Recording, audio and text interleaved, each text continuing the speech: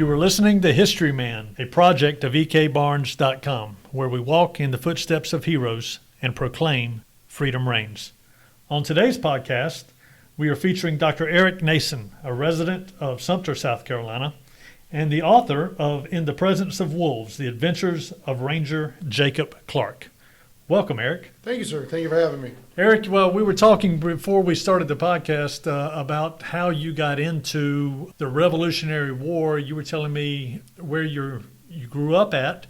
Tell our listeners kind of the genesis of what makes Dr. Erick Nason. Well, I'm originally from upstate New York, about an hour north of Albany, a place called Glens Falls, which is literally in the middle of the French and Indian War, the American Revolution. It was called the Great War Trail. Anything that would happen in the colonies, whether it's even way back to the Queen Anne's War, King George's War, everyone came through the Champlain Valley, coming from up the Canada region through New York and the colonies. And I basically grew up in the middle of it. Fort Edward, Rogers Rangers, Fort William Henry's, Last of the Mohicans.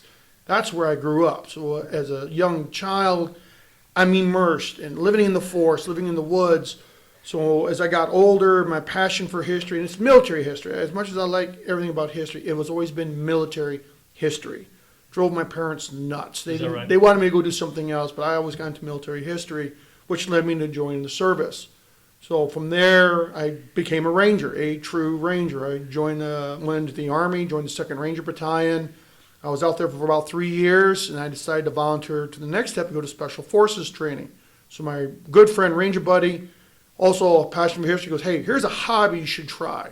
And he gave me his contact information to his parents who lived here. And at the time, it was in Lexington, South Carolina, and that's how I got into the American Revolution reenacting. Of course, that was it. The hook was sunk, and I wanted to learn more, so I dove into it. Even during my military career, I stayed with reenacting, and then I continued to work on my studies. So I tried to do college classes just to improve myself, but then I got into more history, and eventually took it all the way up to get a bachelor's, a master's, and eventually a doctorate in history. That is fascinating. I know that if our listeners are looking for someone from a Revolutionary War standpoint to doing a reenacting, to do a personality from the Revolutionary War, I can't think of a better person to do that than you, Dr. Nason.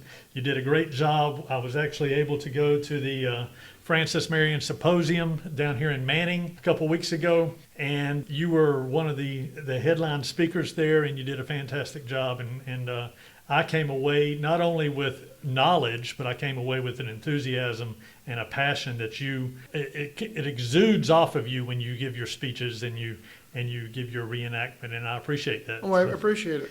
So tell us a little bit about the genesis of your book. Tell us about your book and tell us how that came to be. Actually, it was I used to do it as a project to relax. I've done scholarly papers on different aspects of the American Revolution. I like to focus on the guerrilla warfare aspect, being a former guerrilla warfare fighter. Being on the road all the time, I decided, I've done the scholarly papers, let me do this to relax. And after a while, the story grew. So the main character is based on a conglomeration of ancestors. So I had 6 members serve in the American Revolution. So his name base, Jacob Clark, is the name of my ancestor. So I decided then, okay, I'll just take the history and passion, start with the French and Indian War, because we haven't had a good book. Not since Fenimore Cooper's book on Last of the Mohicans. Howard Coyle did one, but it's in the Ohio Valley. Let's start back there. And from that, the book started to write itself. Most of it is considered historical fiction, but it is more fact and fiction. The places are real. I did a lot of research to find the original names that don't exist anymore. Rogers is Rogers, Stark is Stark. Just only the few of the characters are made up. So tell us just a little bit of maybe a story or two out of the book to get people excited about it. Well, Jacob Clark, he's based on my family. He's originally from York, Maine, but didn't exist back then. It was Massachusetts. So he was growing up on the frontier. It was an Indian raid that came to his house, which really did happen in my ancestors' history. The Indians walked up, knocked on the front door. His father answered the door. The Indians shot him, reached across the door, grabbed his younger brother, and took him to Canada. So the character, he's reliving that. He had been growing up with Stockbridge Indians, Mohawks. He's been a trader, long hunter, so he kind of knew. And unfortunately, his mother would die of a broken heart and disease. So he's left alone at about 12 years old. So he joins the Stockbridge Indians, which were Mohicans, and he also learned to live with the Mohawks. And by the time he was about 15, 16, he heard the call for, we need young, able-bodied scouts to join this thing called Rangers. So he would sign up at then what's called Fort Lyman under Robert Rogers and be one of the first company of Rangers to start fighting during the French and Indian War. So he'd be involved with the famous Battle of Lake George, Bloody Pond, the Bloody Morning Scout. And eventually, in the first book, he'll go all the way up to observing the massacre at Fort William Henry. And that's where this first book ends. The second book picks up just afterwards, and it continues on the Great Fight. I mean, how do you deal in this winterish terrain? So as part of the writing, I use my personal experience of being a reenactor, my personal experience being on active duty, to describe what it's like to sit on an ambush line and get bored, to watch a little ant crawl and you realize I should be watching the ground, and what's it like to see the silhouettes of people coming through. So the second book takes them all the way through that to this famous battle on snowshoes where Rogers almost gets captured by the French, and then eventually he'll go up to Quebec, Canada. Those two books are complete. The third one right now, which is called Company of Wolves, is the later part of the French and Indian War where Quebec has fallen, Montreal has fallen, but now he's tasked to go to South Carolina because the governor has asked for help in fighting the Anglo-Cherokee War. So he's sent down here as an advance before Rogers sends a company now, and he links up with Middleton's regiment and now working with men like Lawrence, Moultrie, and Marion during their portion of the French Indian War. I was surprised to see, and I know this is a little rabbit hole. I have a tendency to go down rabbit holes. If you go out to historic Camden, they have several cannons out there that have been around for years and years and years. They weren't quite sure where they came from, but one of those cannons actually came from Fort Louisburg, Yes. from the French and Indian War, Right. up at the Canadian border, correct? That was the capture, yeah, when the British, in order for them to take Quebec, they had to take Louisburg. And it's fair game. Like during the American Revolution, we would take the cannons from Fort Ticonderoga to go to Boston. They took the guns from Fort Louisburg to use down here in South Carolina. So the makeup of the backcountry of South Carolina outside of Charleston, a lot of those were Scotch-Irish descent. Yes.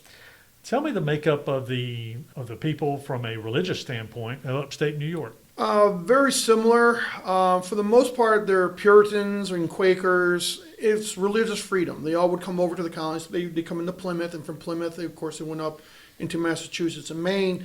Once the Dutch gave up New York, then same people would come up through New York to Albany, and they're just looking for their own freedoms. I see. So you have the cross-smattering of Quakers and Presbyterians and Catholics. But the Catholics, for the most part, stayed in the southern area where the Puritans and Quakers moved more upstate. I see. What do you think all of this was fought over? I mean, you have the French and the Spanish fighting with the British over all of this. You have the British coming in and throwing the Dutch out. At what point, or what was the real catalyst for the revolution in your mind? This point, it was kind of hard to say. We was always on a trail. It was going to happen. Okay. Anytime there was a major war in Europe, you're going to fight it here. So I talked about earlier, King George's War was actually the War of Spanish Succession. Queen Anne's War is the War of Austrian Succession. So even leaders such as Baron de Cobb, very famous at the Battle of Camden, Cornwallis, were all fighting in these earlier wars or just up to the French and Indian War on each side, and they fought against each other. The catalyst, I think, in a lot of cases is it's kind of like today, you have a friction with your government that you're not happy. And it came down to literally the rule of three. You had those who were very strong supporters of the government, whatever they wanted, we're going to support. Then you had the people who had the taste of freedom, that they've worked hard on their own lands and they're committing. It's their blood, it's their sweat out there. Why can't they have a say? And then you have the neutrals who just let me live, let me love my family, leave me alone, keep me out of this. Unfortunately, more of the friction came between those who wanted the government and those who do not. If you have this growing friction, you're going to have this fight. Earlier today, I was thinking about other world events that are going on right now. We have China, for instance, going on. And historically, China has always almost, for lack of a better term, kind of imploded. Where the coastal regions, which are more affluent regions, which have the trade and stuff, kind of, they gain all this wealth and they gain all this influence at the expense of the people on the interior of China, and the people in the interior of China rise up against the coastal regions and stuff. I wonder if there's a parallel there between the colonies. It did happen here in South Carolina. Okay. If you look, especially at the end of the French and Indian War, coming with the American Revolution, we have this thing called the Regulator War. Okay. It wasn't us and them. All the rich people, for the most part, with a lot of influence, lived in the coastal region of Charleston. That's where everyone first came in. From there, they start pushing up. So when the French Huguenots came in, the Germans, the Scots were moving to Orangeburg, Dorchester, moving up country. They didn't feel like the government was taking care of them. There was a lot of lawlessness following the French and Indian War, kind of lead towards the same loyalist pattern we see later on. Brigands, robberies were going on. They kept asking for help from the government, but it seemed like no one from the coast would come up.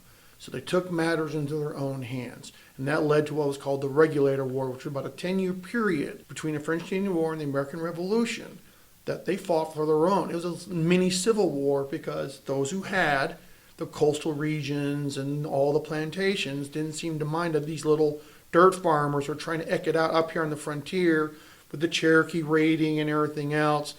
They took care of themselves. So very similar, very same parallels between see China today and what happened back then.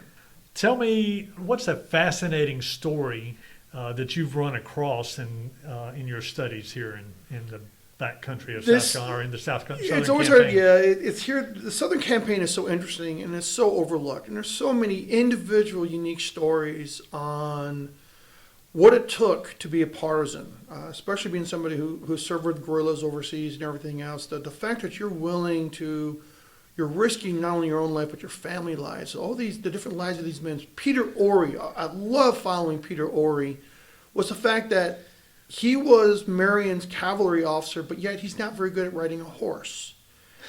And in the heat of the moment, he had a very bad stuttering effect. It got to the point that even his men forgot what he had said.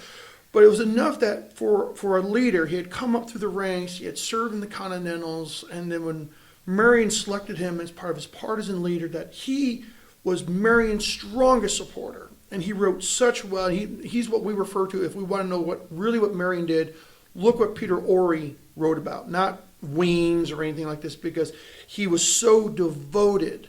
And he knew he had these drawbacks. He knew that he fell off his horse all the time. And then his men just rolled their eyes and they rolled with it. But the fact that the men could trust him enough to, no, I'm not going to follow you. You can't ride a horse. Or I can't understand you. You stutter. And his men would still follow him in action. Must have had some charisma. He had right? charisma as a leader. He had charisma that overcame all of his faults. So, I mean, there's so many different stories, but I always like the story of Peter Ory. Let me ask you this. Why did Peter Ory fight? I mean, he's at the coast, right? Yes. He's at the coast. He and Marion are both for the most part at the coast. Why are they fighting for liberty, or why are they fighting against the British? For the most part, I think in a lot of cases, they weren't very much as the British as they're securing their freedom in South Carolina. This was a civil war. There were very few true British troops here in South Carolina. What you're dealing with are the American loyalists here. And he wanted to stop them. He wanted to stop like Thomas Fanning, and he wanted to stop Bloody Bill Cunningham. So is this an offshoot of the Regulator Movement then? It truly is. A lot of it is it nothing more than a continuation of the Regulator Movement? Yes. Blood against blood type against of blood. thing? It was. And what I found is a lot of people who were involved earlier in the Regulator War as brigands did join the British side because they saw that this is a lawful means for me to go out there and loot and pillage and burn, but I'm doing it on behalf of the crown. So a lot of our patriots would join up to fight them. So if you imagine a Hatfield and McCoy type of feud, but across the entire South Carolina. Steroids. Yes, sir. Good gracious. Yes. The Bill Cunningham story. Yes. I first ran into that in Jack Parker's book, and he kind of gave a list of all the dates and where he was at and who he killed and that sort of thing. Just fascinating. I never knew that until I read that book. He was very brutal. Tell me what you know about him. Bloody Bill came out of the north, just like, we have our partisan leaders who kind of divided themselves up amongst the state. Bloody Bill predominantly operated out of the upcountry. And same thing, he was like from Lawrence or 96, that way area? up there. And so he operated, and he would personally go after, he'd know where the militia officers at or patriot officers at, and go raid their homes. So when you look at like Walnut Grove, and where he shows up to pull the colonel out of his house to hang him and go after his family. They talk about the bloody deeds that Tarleton did sometimes pale to what Bloody Bill did. It's intimidation. It really did. And he would take intimidation. about 100 or so officers over with him. It wasn't like he just went out on his own and was just like this murderous guy. I mean, he was a murderous guy who had 100 other people. He had a band. Yeah. So if you imagine from how do you keep people supporting the Patriot movement? You scare them to death. Right. And that's what he did.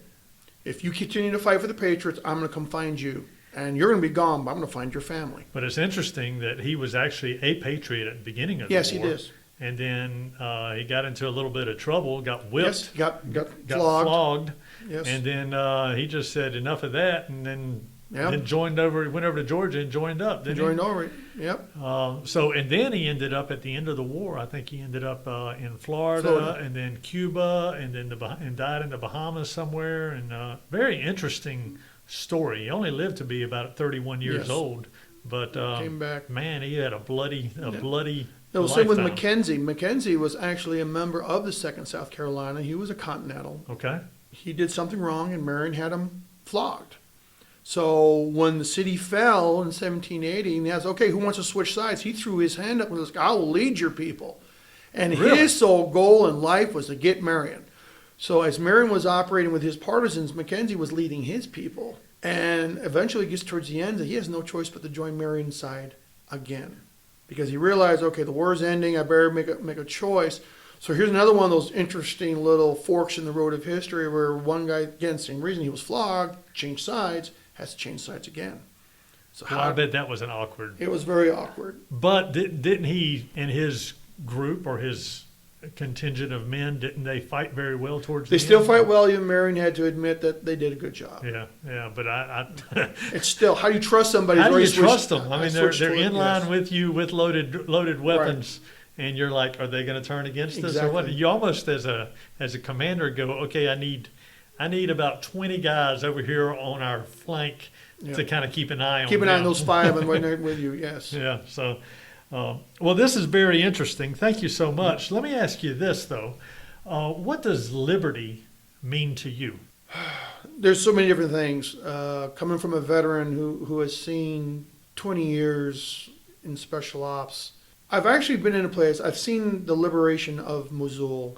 Okay. I've seen when you see an oppressed people finally breathe fresh air that's legitimately called free. Makes it worthwhile. To me, that's liberty, whether it's on our side or another side. The fact that you can stand as a human being, whatever you want to be, and say, I am truly free to make my own choices, to make my own way, to support what I want to do. That's liberty. If you have to always answer to somebody, if you always got to ask permission, are you truly free? That's liberty. And I've seen it, and I've seen it unfold. And I believe is what my ancestors and those in the American Revolution seen when they heard that, especially down here on December 14th, when the British finally took that last step off the dock and got on their ships and sailed away, when they can truly say that South Carolina is free, they were truly free. That's fantastic. Tell us how we can find your book. A book, it can be found on Amazon, as well as Barnes & Nobles and Books A Million. But the first one is called In the Presence of Wolves. The second one's called In the Fury of Wolves. They're both out, so great for Christmas. And they're following the exploits. Jacob will move up through the ranks, and he will be a captain by the time he finishes book 2. And in book 3, I'm in editing now. Hopefully it should be out by next year, will be when he will link up with a lot of the influencers for the American Revolution. And book 4 will be on the American Revolution as a Continental. And book 5 will be as a partisan leader. And by then, he's probably feeling his age, and then he's just going to finish out and try to enjoy. So we're not just a one and done. This is a series. This will be a series of books. So who's your publisher? Right now, Mascot Books does the first book, and Strategic Book Publishing does the second book. Outstanding. Well, thank you so much. Thank you, sir.